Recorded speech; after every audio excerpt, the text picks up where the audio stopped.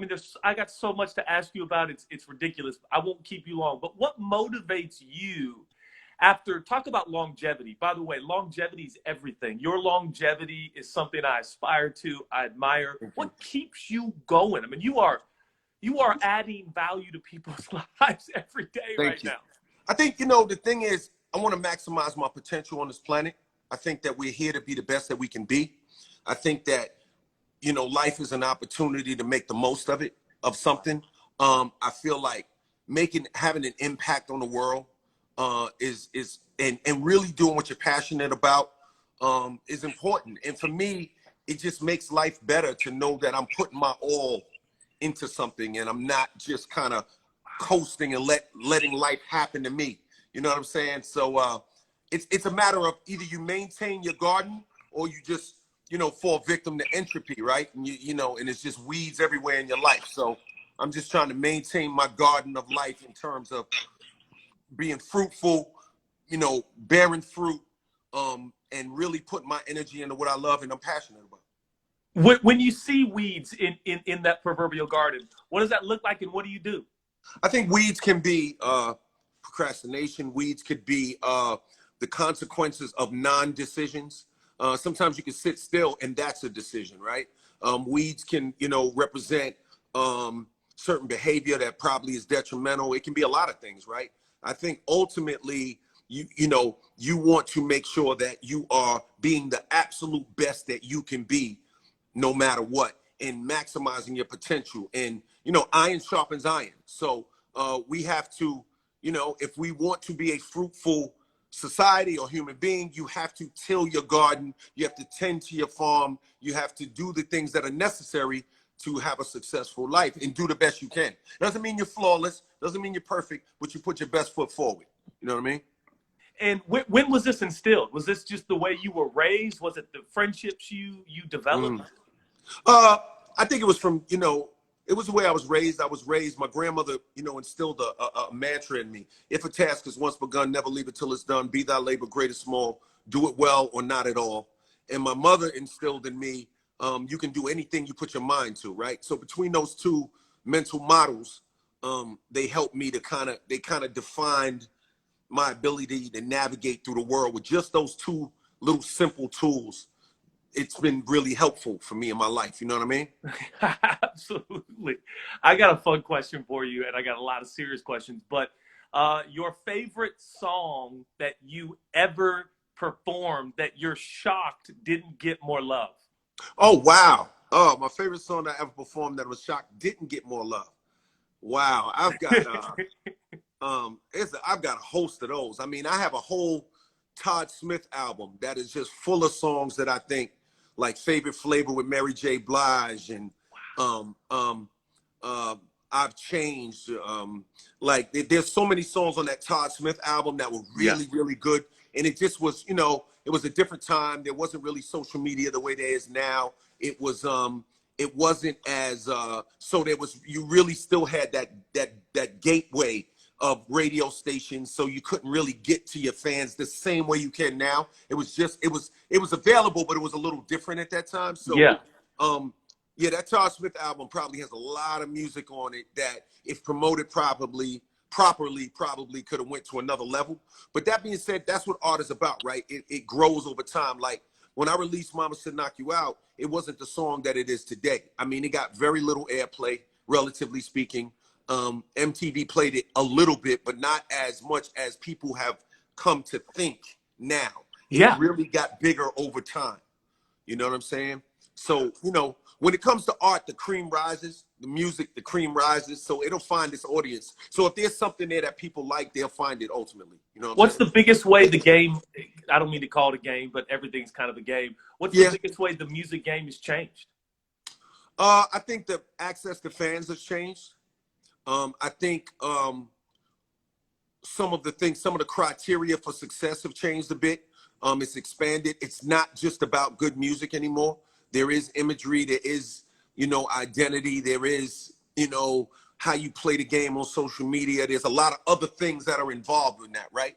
But it's a little different in that regard. But ultimately, it's still about talent. Well, let me put an asterisk on that. it's about talent if you can get in front of the people. I mean, ultimately, marketing and talent, there's an argument, right? Because some things get marketed better, even though they're not quite as talented.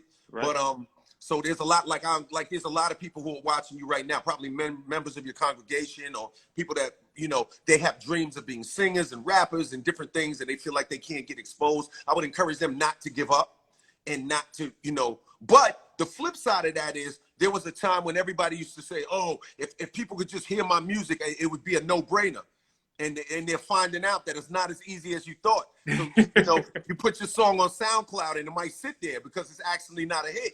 There's that part too. So, the game is, the rules, the games have changed. The playing field has changed a bit. So the rules, there's been some amendments to the rules, but it's still pretty much the same game. It's just a few little switch ups here and there. You know what I mean? Yeah, absolutely. I like the comment. Take a second to talk about that a little bit longer. The outside looking in, things look easy. I just watched Tiger Woods in that charity golf match. I mean, Tiger just makes golf look so easy, but it's not that easy, is it? Oh, if I could just get out there on the green, if I could just get into Augusta and I swing the club, I'll be fine. Like, oh yeah, yeah. But when them bright lights are on you, you know what I'm saying? And maybe you playing with Peyton or them bright lights are on you. It's a little different. If I could get into wherever, you feel what I'm saying? Like everybody, it's easy to envision yourself with that green jacket at the Masters. It's another thing to be able to play. You know what I'm saying? So that, it's easy to imagine yourself on the court with Michael Jordan, because you know how to dribble real good. And you think, you're dribbling and your shot is pretty nice. You're crow. So, you know what I mean? It's not as, it's easier said than done. But that doesn't mean you should be discouraged. That just means you have to accept. Yeah, somebody said that the heck with the system in the green. You're right, though. Like you got to just keep going no matter what. You have to keep going no matter what. You got to dig in no matter what. You know what I'm saying? Come on.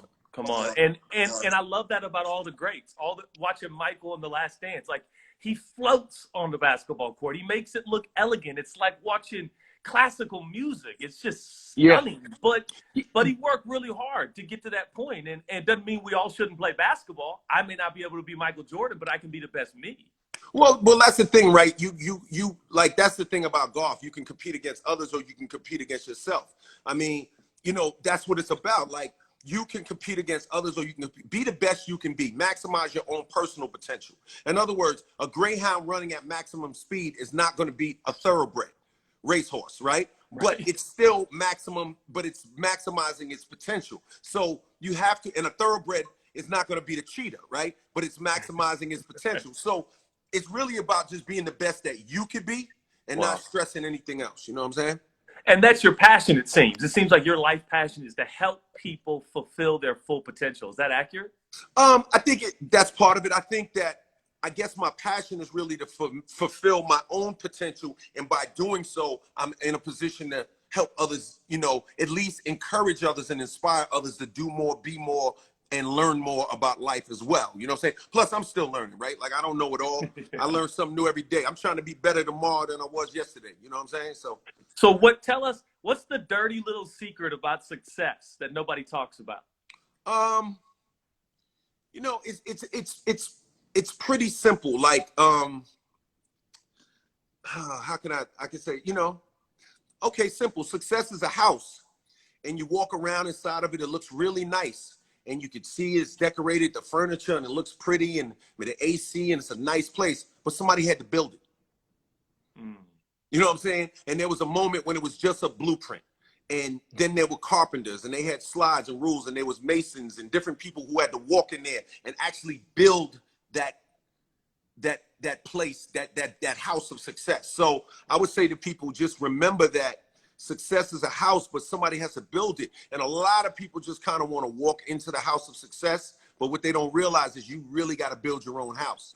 You really got to get out in the woods, chop down your own trees, put your own work in, put your own energy in, and then you can build that house of success the way you want. You know what I mean?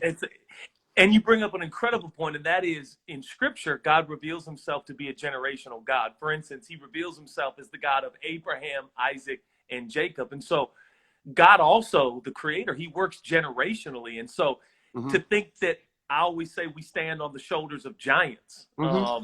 It's incredible. And so to think that there's a generational thing happening, and some people will say, well, man, my past generations are really messed up and they're just struggling. But we can start a new trend in our families, each successive generation. And so I love that. Yeah, and I think, that's the thing, right? Like when you build something, you have to think about 200-300 years from now. What is the impact going to be 300-400 years from now? How's that going to impact your family? How's that going to impact the world? Just because, and even if you're the foundational point in your family and people are standing on your shoulders, that means they can still hear your voice and your word. So you can still give some advice, and you can still take care of what you need to take care of down here, even with people on your shoulders. Do some calf raises, and stay strong and keep it moving. You feel what I'm saying? Absolutely. It's so important. How important is your relationships and your friendships in your life, and how they've been affected during this quarantine? Well, my relationship with God is important. Like I'm a firm believer in God. You know what I'm saying? I'm a big believer in tithing. You know what I'm saying? I think that it really does change your life. I'm not telling anybody what they should or should not do. That's just my personal belief. I believe in God. I believe in tithing. I've always done that. And I also think, in terms of relationships, I've tried to, connect with people to the best of my ability. But what I'm not going to do is make a mistake out of kindness, right? Like, I don't love nobody so much that they should come see me and I get twisted with a virus. You know what I'm saying? Like, because, I always say the worst mistake you can make is the mistake trying to be nice. You know what I mean? Man, that preaches to me. That's the worst mistake of all mistakes. Trying to be nice. If you're ignorant, okay, cool. If you didn't know, okay, cool. If you took a gamble, okay, cool. But when you were trying to be nice and made a mistake, so that just means that I'm respecting everyone around me. I'm staying connected to them, but I'm also respecting myself. You feel what I'm saying? Absolutely. I'm also respecting myself. You know what I mean? Well, and you're talking. I had a mentor text me or call me. I forget 2-3 years ago, and he said, "You're moving into a season of life. I'm 41 now, where your no is going to be way more important than your yes. And do you know how to use your no? Can you speak to? I see you. If I can be really candid, I see you on your show right here on Insta Live, and you're so good at keeping the show moving, even when you go into someone's home who is a huge fan and they're so obsessed, and it's a highlight, one of the highlights of their life to be talking to you. How do you, like, I see you keeping it going. I'll do that, on my end, and I'll be like, hey, and I end up talking with someone for 30 minutes, Yeah, I think you got to be respectful, but this is what we're doing, right? I came in to say hello. I'm being respectful, but there are other people waiting, and, you have to understand that. And like I always say, there's a difference between being a nice guy and a good guy. A nice guy is always trying to do things to seem nice. Being a good guy isn't always necessarily nice, right? If I saw a guy snatch a little old lady's pocketbook and I cold cocked him right in his nose and broke his nose and gave her a pocketbook back, that was a good guy. It wasn't so nice. You feel what I'm saying? So there's a difference between nice and good. So I err on the side of good. I try to be a good guy. I'm not always out here trying to be a nice guy.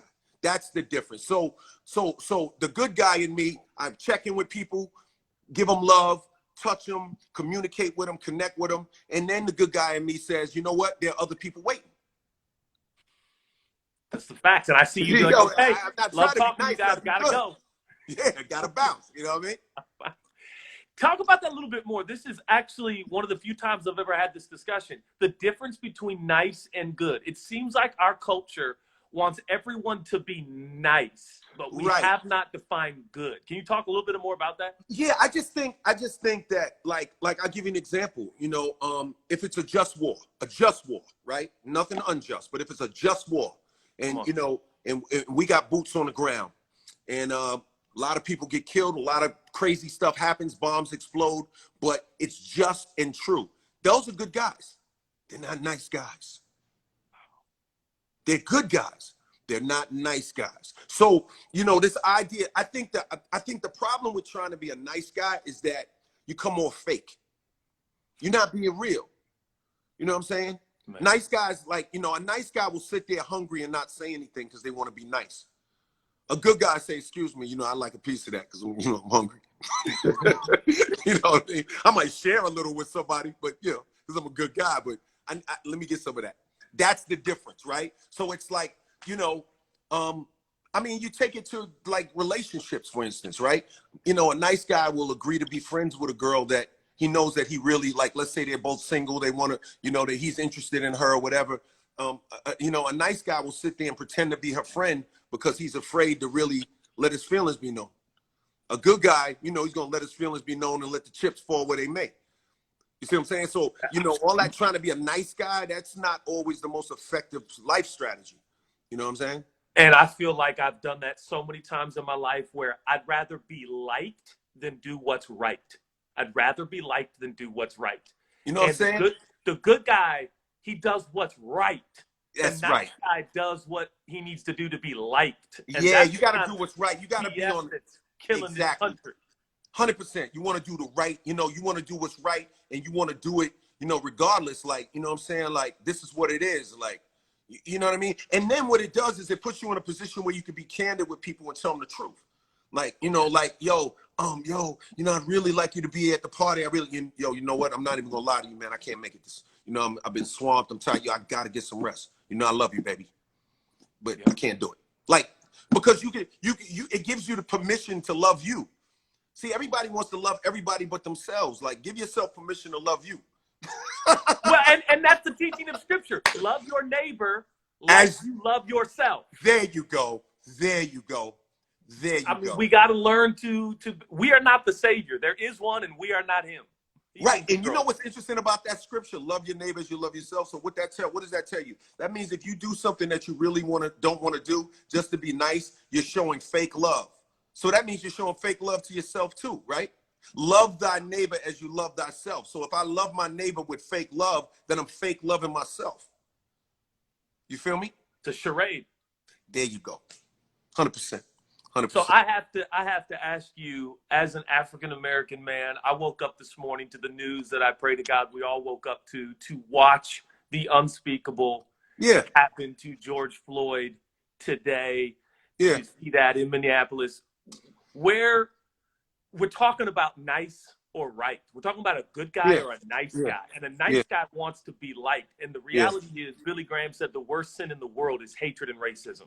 Yeah. Absolutely, categorically. It is the devaluing of the human condition. Fred Rogers, Mr. Rogers said, the most evil in our world today is to treat someone less than they are. Yeah. That's the worst evil. So what in being a good guy, in speaking the truth in love, the scripture says, what are your reflections? What are your feelings? What are your observations, sir? I think, you know, when it comes to that, you know, at a certain point, you know,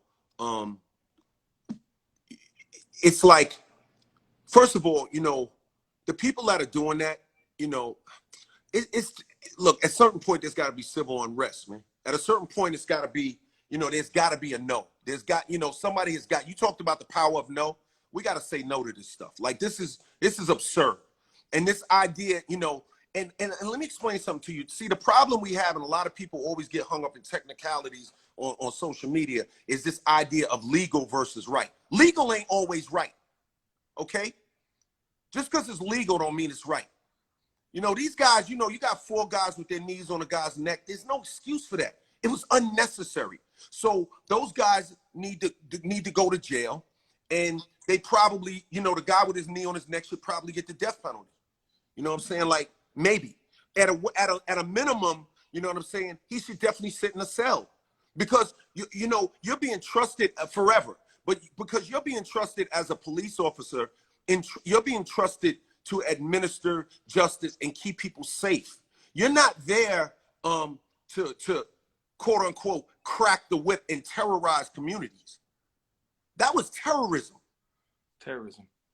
If we flipped the script and we took a bunch of black cops and threw them out in the suburbs, and they had their foot on some white guy's neck in the middle of the street like that, what would the conversation be then?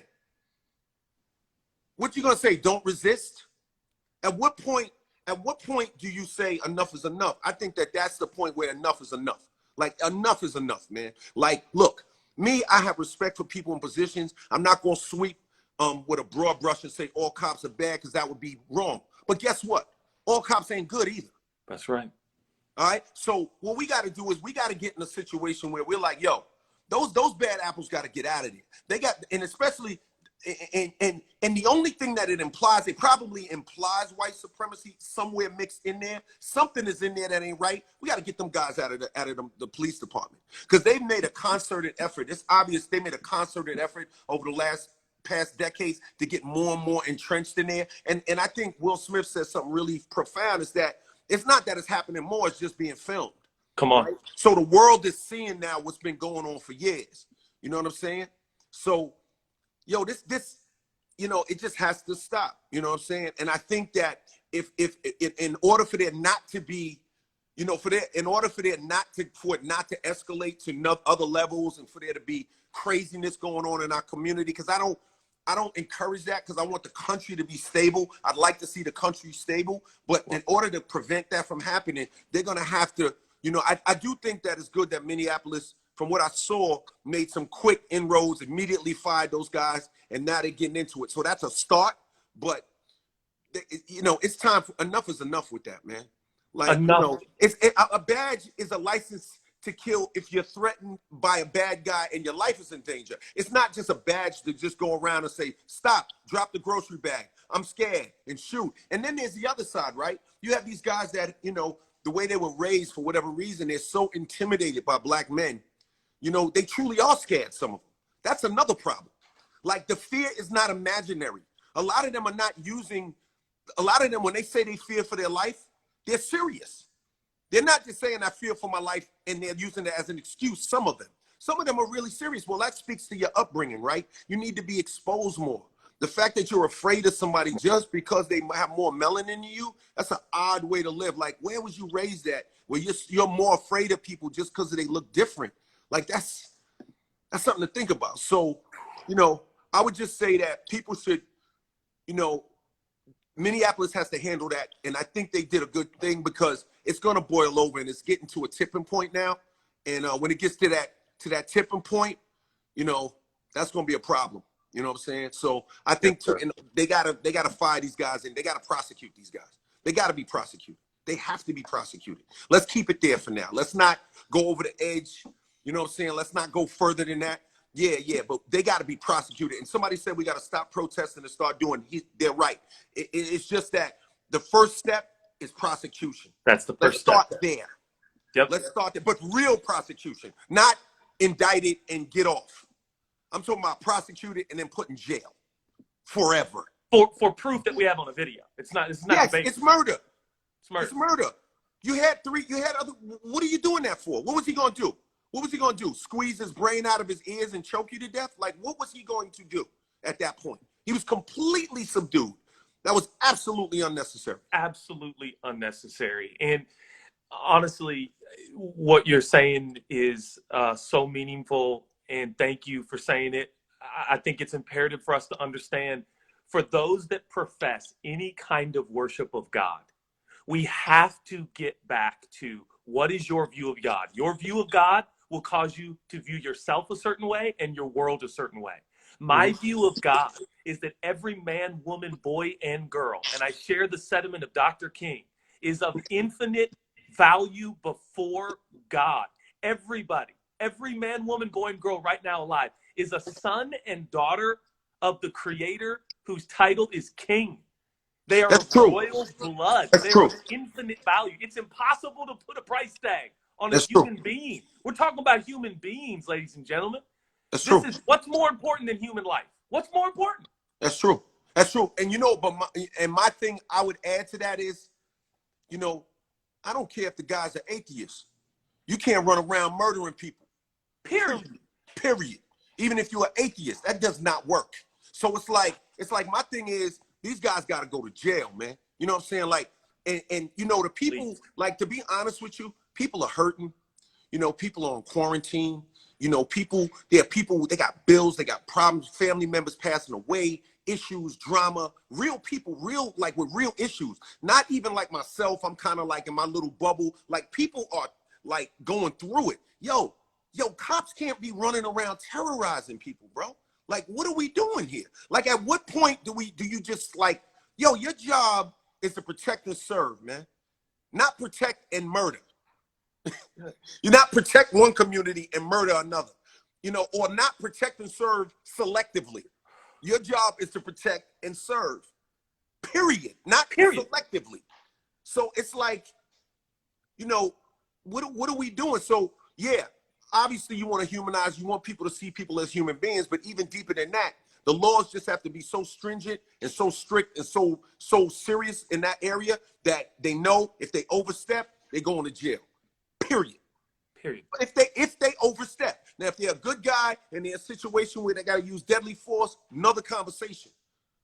But when they go too far, they got to go to jail. Period. Do not pass go, straight to jail. You know what I'm saying? Like And for real. for those watching that think that that's how it happens, it doesn't, ladies and gentlemen. It's Nah, broken and it needs to nah, be fixed. it doesn't. I mean, even when I was a little kid, I'll tell you one last story before I go. But when I was a Please. little kid, when I got my first car, you know what I'm saying, back in like '87, you know, I'd been out 3 years, so I finally got my money and got me a brand new Audi, brand new, red with the BBS rims. I got my chain on, I'm moving around. The first time I was driving around in my neighborhood, in the hood in Queens, and I saw some cops. And the first thing when the cop looked at me, he looked over at me, he was like, the crack business is good, huh? That's what he said to you. Yeah, the crack business must be good. So the thing is, these stereotypes and this like, you know what I'm saying, like you look at me right now, I got the earrings on, baseball hat, I'm moving around, I don't dress no different. Even now, maybe my price tag's a little higher, but I don't dress no different from a guy in the hood, except they may see me a little differently because they recognize my face and they know me. We got to stop with that.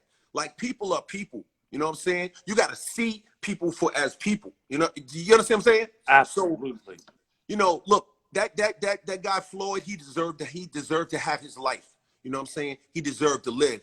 And you know, those cops now, they have earned jail, and I think they should see it. That's it. You know what I mean? Thank Yeah. you so much for So your thanks for candor, having your me, man. honesty. I love you, sir. I respect the crap out of you. I don't even know what that means, but I do. I appreciate it. And Nah, I man, I respect you too, man. Much love. And look, you know, stay focused. I would tell everybody out there that's watching, keep the love. Don't let this you know, don't let that see, because I know the difference. Like, there's the white supremacist crowd, and then there are white people who love people just like everybody else, and there's many sides to this. So don't let this become a blanket point of division. Let's stay all connected. Those that are like-minded, and let's just, we gotta vote. You know what I'm saying? Like, that's the last thing I'm gonna say about the voting thing. Like, you got a lot of people who feel like, oh, if I don't like a candidate, I'm not voting for anyone. That's the wrong thinking. All right. If you think that one is evil and one is the lesser evil, if you think one is chopping your pinky off and one is chopping your hand off, well, vote for the one that's chopping your pinky off. But vote. But all right. Don't well because said. you might end up with the one that's chopping your hand off just because you didn't want to vote for getting your pinky chopped off. You feel me? So vote. Yes, sir. All right. So vote. All right. So I say that. So much love, Judah. We're gonna do this again for sure. I promise. Just a couple of Smiths hanging out. No doubt, Mr. Smith. Appreciate you, baby. Okay, love you. Peace and love. Salute. Salute. Right. Oh man.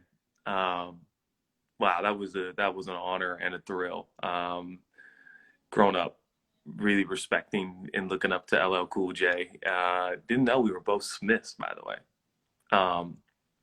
I'll say this in conclusion, and I have much more to say, but I'm just gonna kind of pray.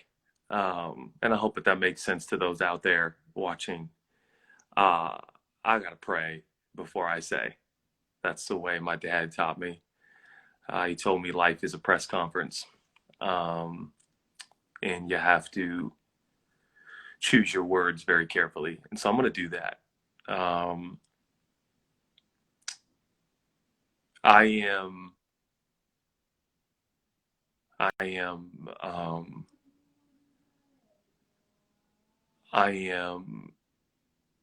distraught.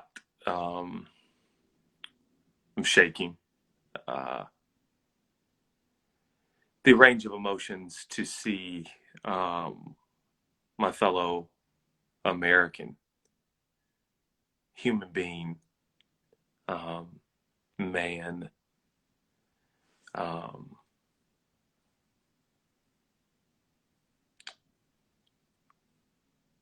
his life taken unnecessarily on camera. I've read all the stories around Mr. Floyd and what allegedly happened. What didn't allegedly happen, but what did happen, is George is gone, like Ahmaud Arbery. And I can't help today. I'm looking away from the camera because it's just easier, but I can't help today but hear LLCOOLJ say what he said, because it's true.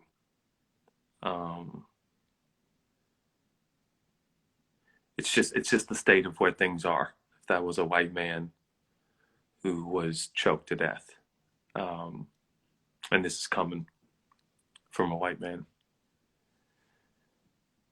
it would be radically different.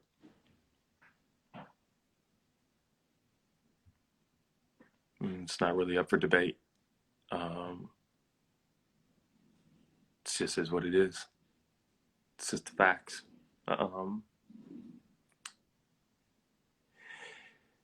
I cannot follow in the footsteps of Jesus and pretend that his steps don't take me right up to face all of the ugly horrors of racism.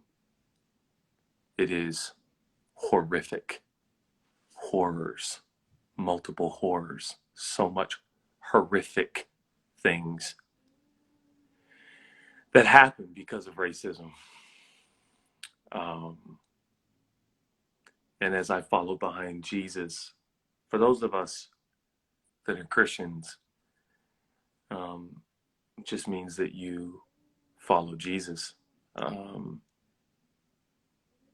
That means you just go where he goes. And I'm going to tell you where God goes. Wherever the validity and value of a human life is in question, Jesus goes there. That's where he is. He steps in. He makes people drop rocks.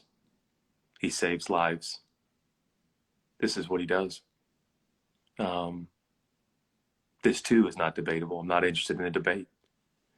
The ministry of Jesus was filled with devalued, marginalized, and ignored people groups on a consistent basis. This is where the footsteps of Jesus went. This is where his sandals took him. And the fact that anyone would have concern, or that anyone would have a problem, I should say, not concern, but if anyone would have a problem with a preacher speaking out for the preservation of human life, is beyond my understanding theologically and philosophically. I only stand for one thing. Stand for one thing. Jesus. And everything he's about. Jesus said, I didn't come to save my life. I came to give it away as a ransom for everyone. Jesus came to give his life away. He came to be about others. Jesus was about Samaritans, who the Jews despised. Jesus was about women, who the men despised. Jesus was about children, who the population despised. Jesus took the long way home to go through places where people groups were ignored by his own people, the Jews. None of this is up for debate. None of this is up for debate. This is what it is. So I want to thank LLCOOLJ for being with me on one of the more painful days during this quarantine.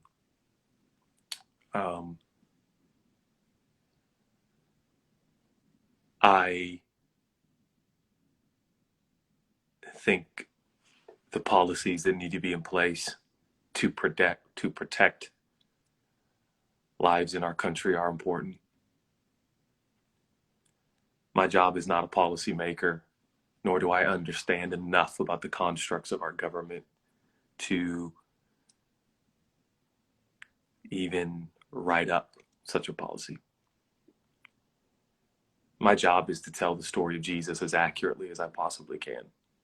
And my reading and treatment of the story of Jesus means when human life is snuffed out, and I am aware of it, or in some cases, watch it,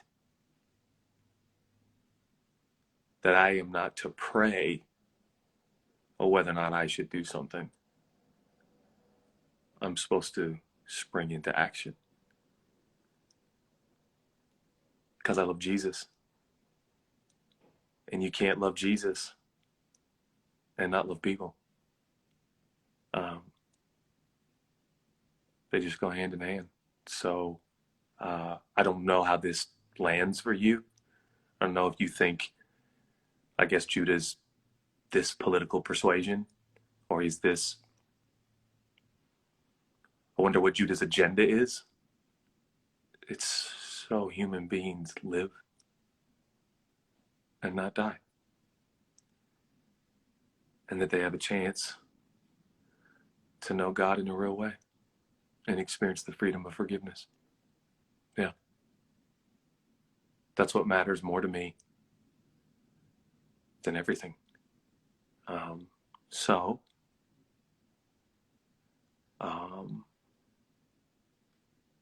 we will, we have a lot to think about. Church home, we have a lot to think about. America, we have a lot to think about. And then we have a lot to be about. So, making a phone call to ensure that the man or men who killed George Floyd, the legal system works. So I'll make a phone call. And I hope that you would too. I love you all very, very much. So, the joy of the Lord is our strength, and in all of this pain, and it's unspeakable, going to believe that we're going to have some joy. And I appreciate LL's joy. It's unbelievable. It's contagious, to be honest. So thank you all for praying. Here's a thought. Say, God, what do you want me to do to be a part of the solution and not a silent part of the problem? So this is all about theology for me, my brothers and sisters. This is all about the gospel. The gospel is good news to all, or it is good news to none. It is the news of freedom for all. All. So I love you all. Thank you for listening. Listening to my heart. It means a lot to me. So more to say. By the way, don't get cellulitis in your hand. It really hurts. So check in with my doctor today. Grateful. And then I love you, Nathan Finocchio. I love you so much. Love all of you. Thanks for watching. That's my heart. I love you all.